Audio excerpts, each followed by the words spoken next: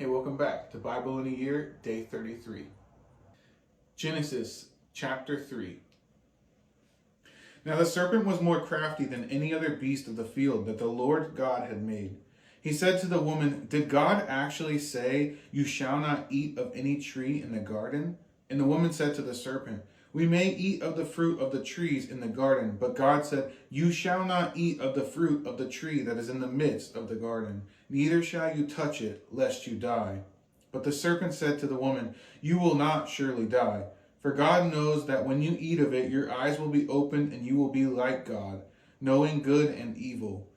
So when the woman saw that the tree was good for food, and that it was a delight to the eyes, and that the tree was to be desired to make one wise, she took of its fruit and ate, and she also gave some to her husband who was with her, and he ate. Then the eyes of both were open, and they knew that they were naked, and they sewed fig leaves together and made themselves loincloths.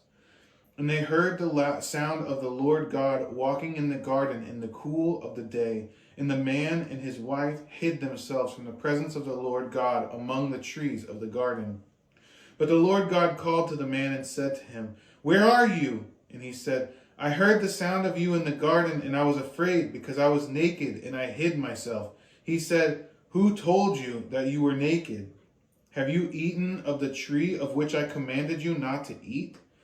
The man said, "The woman whom you gave to be with me, she gave me fruit of the tree, and I ate." Then the Lord God said to the woman, "What is this that you have done?" The woman said, "The serpent deceived me, and I ate." The Lord God said to the serpent, "Because you have done this, cursed are you above all livestock and above all beasts of the field. On your belly you shall go, and dust you shall eat all the days of your life. I will put enmity between you and the woman, and between your offspring and her offspring. He shall bruise your head, and you shall bruise his heel." To the woman he said, "I will surely multiply your pain in childbearing. In pain you shall bring forth children. Your desire shall be contrary to your husband, and he shall rule over you." And to Adam he said, "Because you have listened to the voice of your wife, and have eaten of the tree of which I commanded you, you shall not eat of it. Cursed is the ground because of you. In pain you shall eat of it all the days of your life. Thorns and thistles it shall bring forth for you, and you shall eat the plants of the field.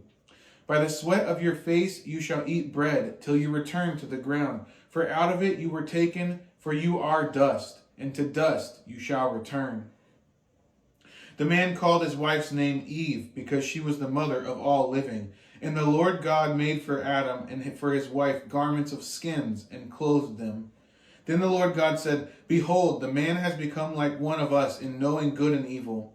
Now, lest he reach out his hand and take also of the tree of life and eat, and live forever."